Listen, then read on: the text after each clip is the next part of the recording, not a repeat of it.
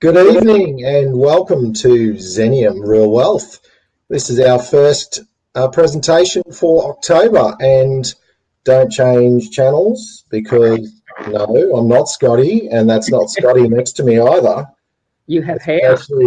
This is actually Xenium 2.0, the upgraded version. So there you go. No, it's not really. Scotty's on holidays. We're giving him a well-earned rest. So you've got me, Jason, this evening. And I am joined tonight by Karin Nielsen. Karin is our head of research here at Xenium. So welcome, Karin. Thank you. Thanks for joining us. And tonight we're going to chat to you about feasos, feasibility studies, and run through some feasibility studies that we completed, some real ones on various projects. Have a look at them, have a look at how they work and what needs to be included in a feasibility study. We'll have a look at some projects that work and some projects that don't work and run through the reasons why. And then we'll do a bit of a recap at the end. And I think we've also got a live feaso that you're going to run through as well, Karin. Yep, if we've got time at the end, we'll go through a live one. Fantastic. All right. Well, just tell us a little bit about yourself, Karin, and what you do with Xenium. Probably the biggest thing I do is to source property. And that's not just calling agents and talking to them and trying to be their best friends. It's also being able to ascertain whether something makes money or not.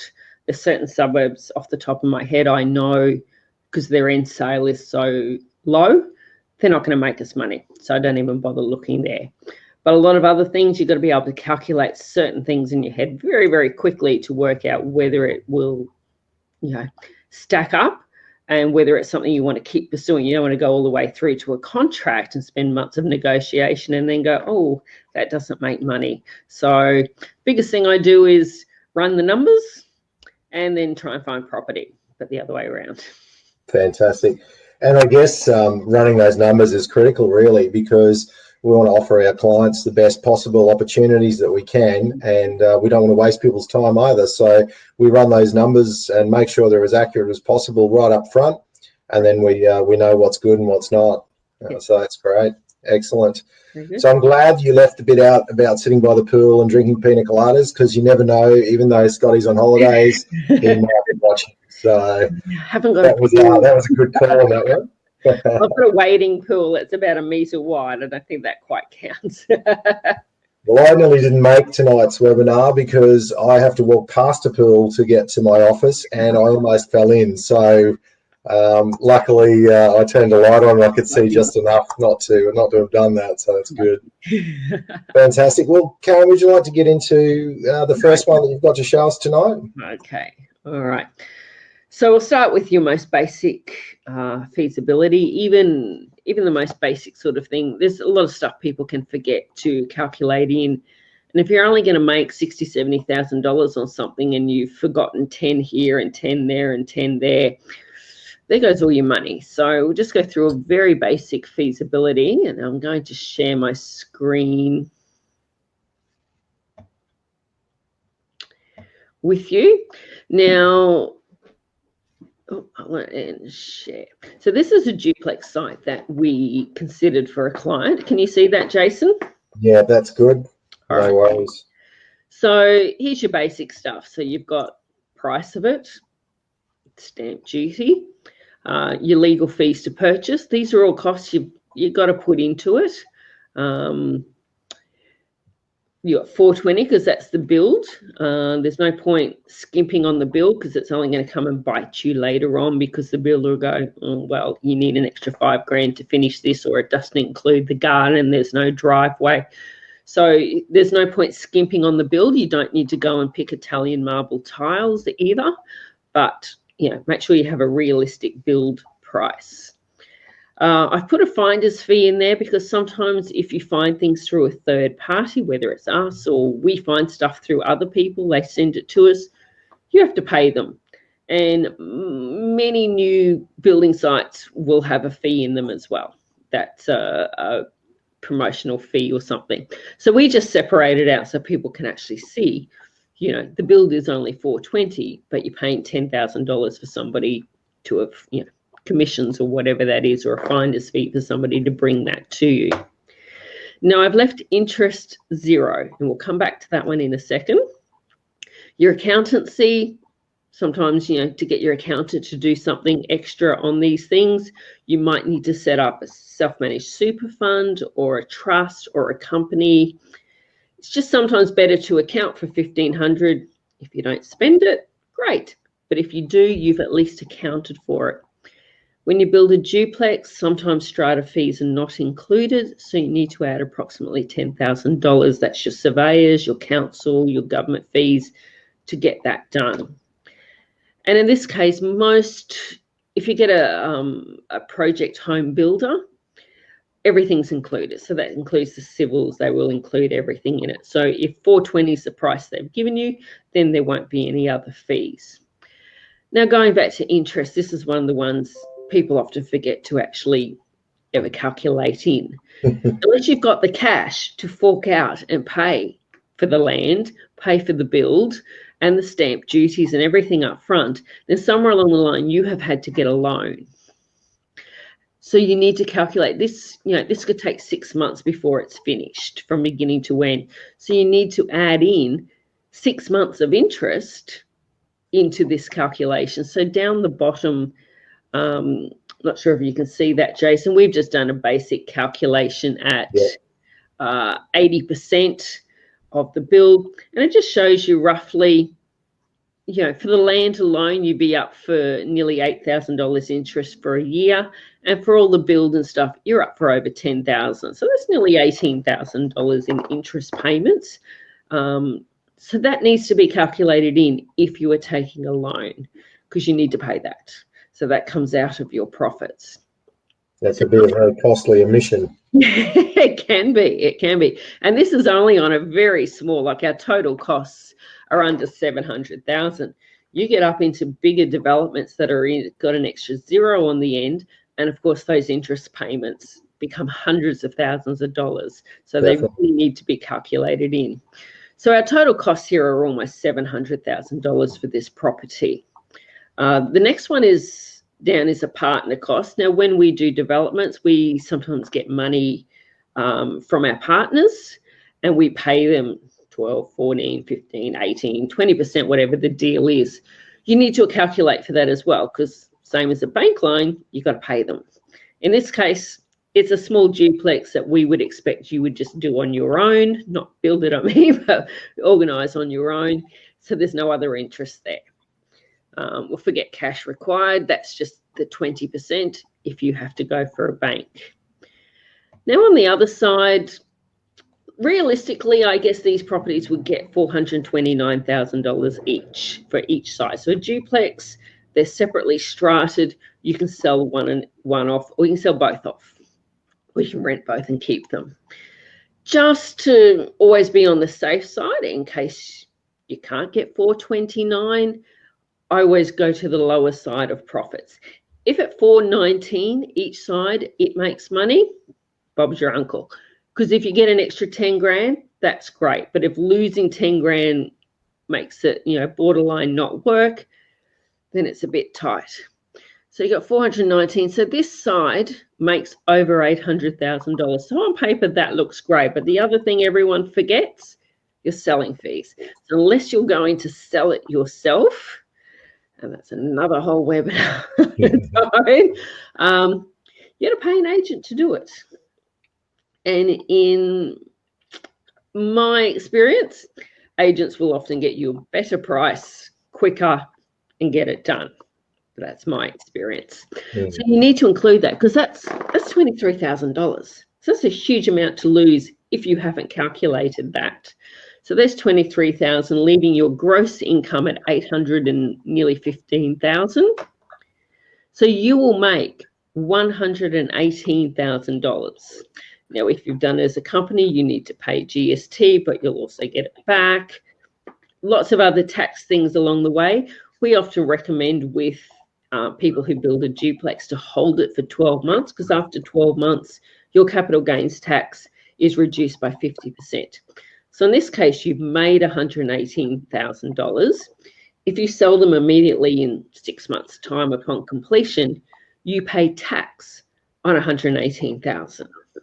So what we recommend for our clients is you rent those properties out, and you'll see that sub-column there, that I didn't include. But you suddenly add that in, they would get around about $450, $420 each side. So that's $840 multiplied by 52 weeks of the year. Oh, sorry, we're not 52 weeks. 6 months. 26. Oh, look, let's just err on the side of caution and do 20 weeks. That's 4 months, 5 months. So that's an extra $16,000, $17,000 that you have received by renting these out. Suddenly your net income goes up. That doesn't, of course, get included in your capital gains. Going back to the 118,000 capital gains, suddenly that is halved, which is nearly 60,000 that you're now taxable on. Go see an accountant. But that's your basic rule. That's a very basic thing. Now, if you forget to add in, you know, the your strata fees, if you forget to add in your legal fees, if you kind of undercut the build and you overprice the duplex and it only just makes money and you get a little problem here, and you forgot this, if you got the selling fees and you forgot your interest, bang, that's a lot of money gone. And I've just realized I haven't added in the interest after I told you all about it. So let me just do that now. So Karin, in this particular formulas are in. Now we make $116,000, which included the rent. So it's $100,000 income. That's what it should have been. Yes. So is it fair to say in this type of scenario where it's a duplex build, starting with the end in mind is the best game plan? So really what the factor here is what sale price we can get for those individually strata townhouses? Yes, yes. Now, an agent will tell you, like if you ring an agent, oh, you'll get $439 on those. Right. So that means $429. But do your own research. Go find what duplexes are selling for in that suburb. Don't look at the suburb next door. Don't look at the one at the top of the mountain on the, you know, with the mountain views, or the one on the water or on the golf course. Look at things similar. And then drop it down a bit just in case. Because if you find in 12 months' time the market's dropped a little bit, or you need to get rid of them quickly, you know, you might be sitting at $439 for a while. $490 might be the realistic price. Well, that's 20 grand each side you've lost. Now, if that's a huge part of your income, of your, you know, your returns, that's a big hit to take. So always overprice costs and underprice your returns. And in this case, we've done both, because we expect the bill will actually be under 420, but just to be safe, let's put it at 420. That still makes 100 grand. Yep. Almost worst case scenario. In this case, is this a project that you would consider successful, that we would go ahead with? Yes, yeah. So for a client who came along and said, hey, we want a duplex site, we're like, well, this one makes you 100 grand. You can do it in 6 months, or you can keep it for tax reasons for 12 months. This is a great project. To do it as a development site with developers and all that, you've got all the extra, you know, staff costs and paying things, and it probably, you know, it'll still make money, but it's not going to be a huge amount. But for a private buyer, this is, you know, I'd like to make 100 grand every 6 months or maybe 12 months. You do 1 or 2 of these a year, and that's right. Sitting by the pool drinking. Absolutely, and that's probably a reasonable. That's something we should look at and explain to people as well, because a lot of people will build duplexes purely for cash flow.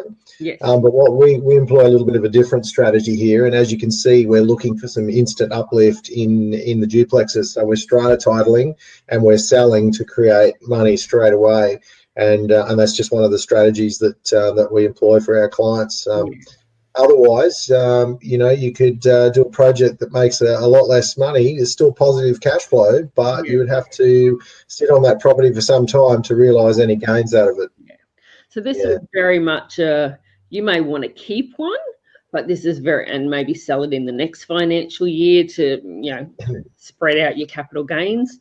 But this is very much a buy, build, make money, leave, go do it again. Go do it again. Go do it. Yeah. What else you got for us, Karin? Let's have a look at the next one. Okay. kill that one Got off. a couple of questions on the side there, popping along there, which we've sort of answered a little bit, but we might go through this next feasibility study first and then come back to them. But thanks for the questions, Wayne. I've lost my screen.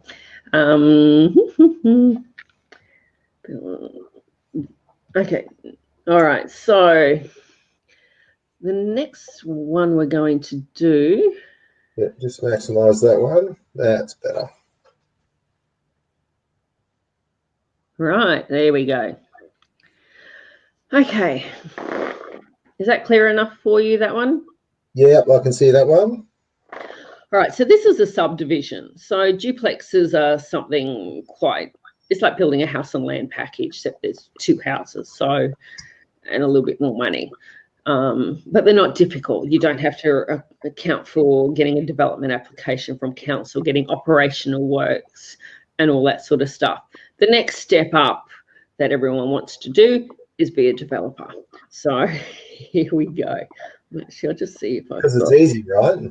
Oh, it's easy. Hold on, here's the real feaso. Now we can there we go. Find my. Oh, no, that's a blind person's. Okay. There we go. Is that good now? That's it. Okay, so I'll leave the address. It's not ours, it's sold. This is a development that somebody brought to us. And yeah, it was quite good. So let's just run through some of the numbers here. That was the purchase price, stamp duty. Unfortunately, there's no discounts on stamp duty. That's just got what you pay. It's called a government contribution. This one we would do as a development company. So we have various clients who all come in who want to be a part of it. So there are legal fees to set up separate companies to run all of that. And once again, that's another whole webinar that we did actually about 2 months ago. And the setup costs for that. There's finance fees just to get accountants to organise either setting up self-managed super funds or whatever it is that you need. In this case, there was no house, so there was no building and pests needed. The house did need to be bulldozed. I've estimated about 25,000. It wasn't a big house. Now we will skip through all of that. Now, this is not the fees I use now, but this one is more detailed out. So all these numbers here are what it costs for 1 block of land. So if you're doing 50 blocks of land, you multiply that by 50. You're doing 10, you multiply it by 10. So that's, let me see if I've got, nope, I've lost the town plans on that one. This one was 22 blocks. Oh, sorry, this one was All Hills, 22 blocks. So as you can see here, all those numbers multiplied by 22 equals over nearly 2.2 million. So that is what we estimate, and it had development approval, but we needed to put curbing onto the street front. We needed to put driveways in, trees cut down, connect Unity water, whatever it is down in that location, but your water services, your electricity, there's engineering, there's still earthworks on the blocks of land. There's this lovely thing called a council contribution, which generally in southeast of Queensland is around $29,000 per block that you create. So, you know, nearly $600,000 was a contribution to council. A little bit of contingency, and we've put in there the advertising to sell each block of land. So to create everything was over $2 million. Now, sorry, Jason, my computer did a restart and I've lost the plans for the property. Oh, okay. It came with a DA, which can be 10, 20, 50, 100 pages long. It can come with environmental reports, civil, so many pages of, almost useless information, but in between that, some really important stuff. And what this one had is up here. Now, many new estates require a biodetention, so that's where all the water and all the drainage and everything has to go to. It can be almost a quarter of a block of land, so it does take quite a bit of space on your block of land to do it. Can cost 150, 200,000. This one, the sewer. We'll come back to the sewer. $100,000.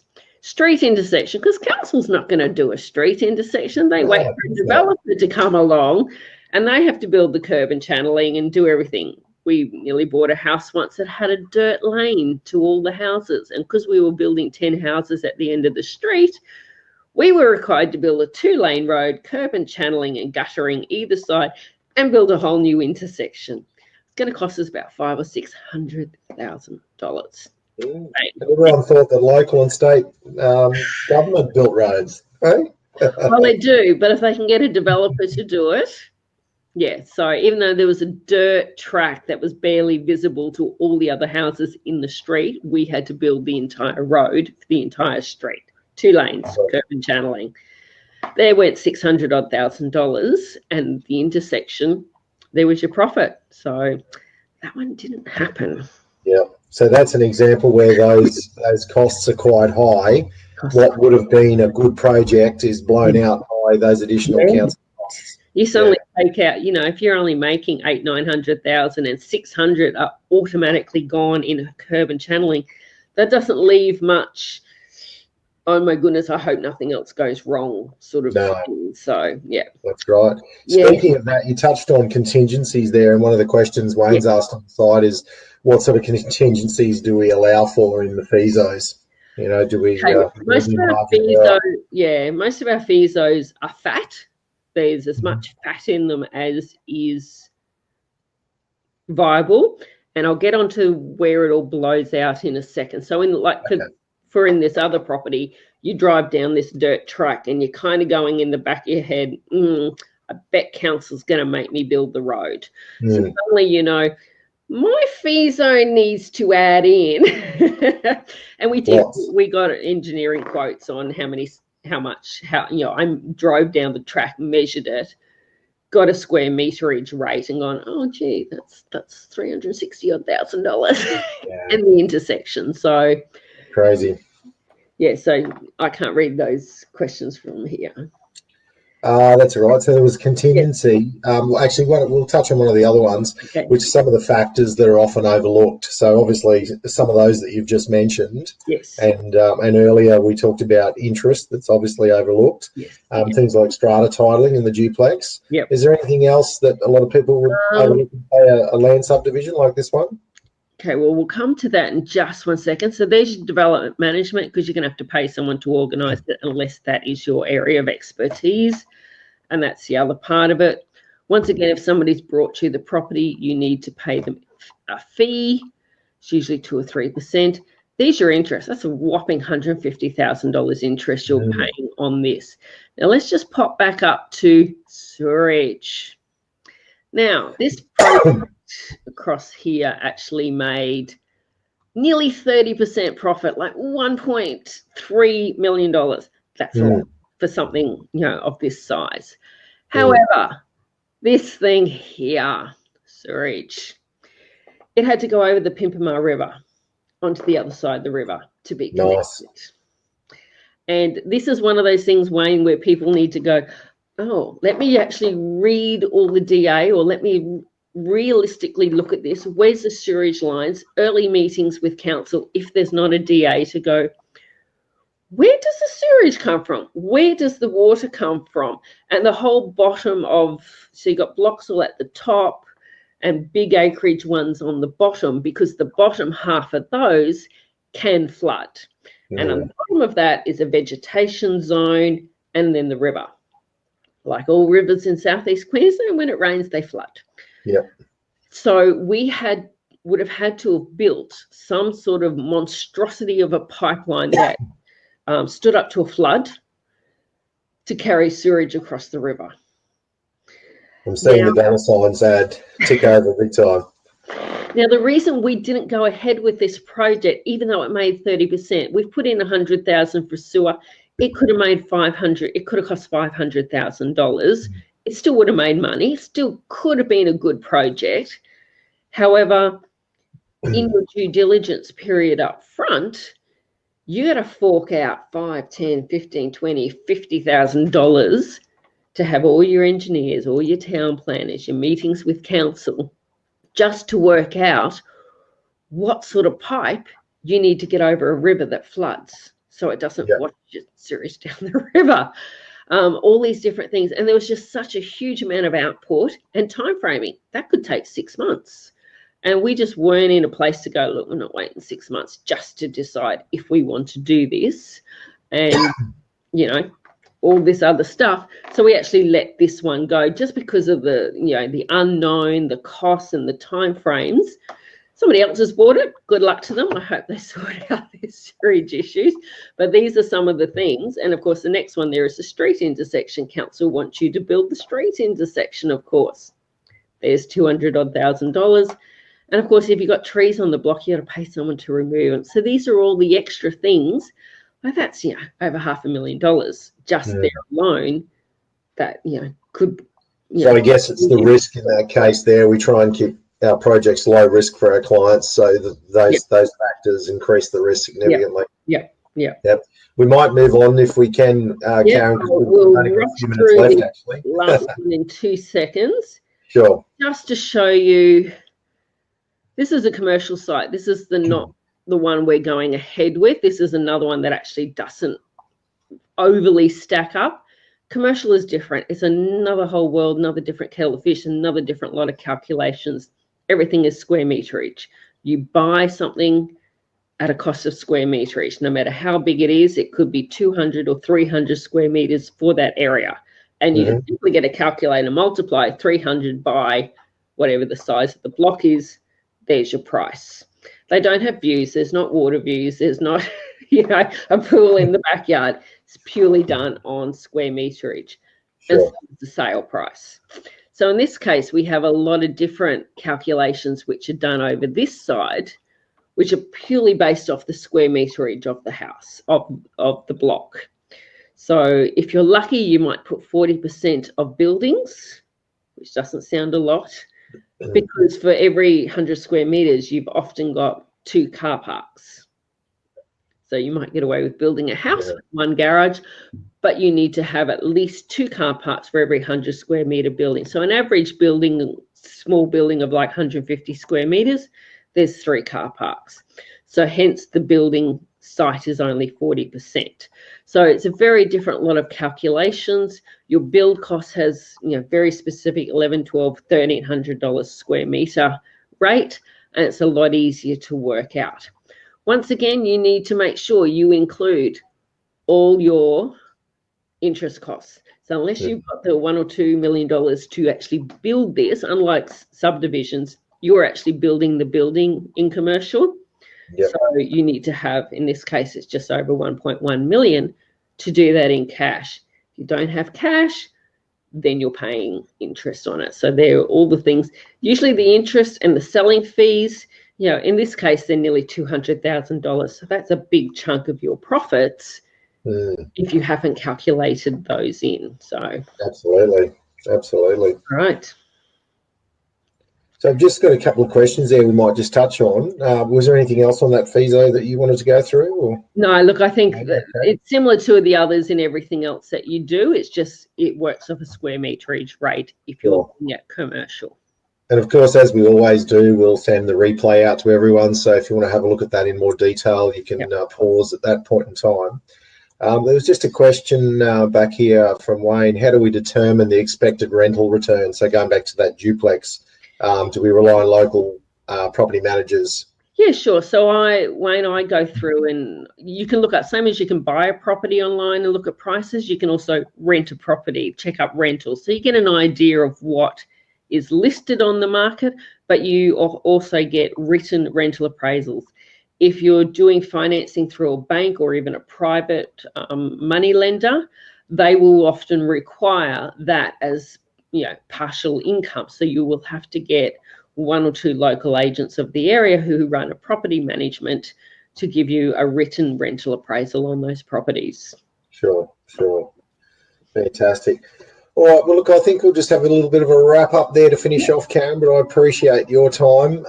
It gives me certainly a good insight into what you do. I know I joke about you sitting by the pool drinking pina coladas, but this information is vital, and as you can probably see, there's a lot of hard work goes into making sure that it's right. and it is critical. You know, I liken it to building a house. If you're going to cut a piece of timber that's holding your roof up, you want to make sure that piece of timber is the right length and the right dimensions to do the job. So the feasibility study in a lot of ways is similar to that. It needs to be exact, as much as possible in there that you have covered. But the important thing that I probably want everyone to realise is when you're doing this sort of stuff, you have to take the emotion out of it. You have to treat it like a business, because it is a business. So you've got to take that emotion out of it. And one of the traps that I've seen in the past as well, and you'd probably agree, Karin, you've seen as well, is a lot of people will fall into the trap of making a feaso work because they want it to work. Yeah. They need that project, or they want that project. Yeah, well, we'll make a bit more money here, or we'll cut costs. That's right. No. Yeah. I'm only bumping the sales price up 10 grand, and then it works. Well, guess what? That's not how it works. You've got to be realistic with your sales price and your end price. So that's probably the big thing that I'd like everyone to take out of that as well. You've got to get those figures accurate and take the emotion out of it. But look, thanks again for your time tonight, Karin. This is we'll keep to time, because we do like to not go over too much. So thank you very much, everyone who has attended. Thank you for the questions. We didn't get to all of them, I'm sorry, but if you'd like to just hit us up on Facebook, we can perhaps answer some more of those questions. Thanks again, everyone, for watching, and we shall see you next week on Xenium Property. Cheers. Bye.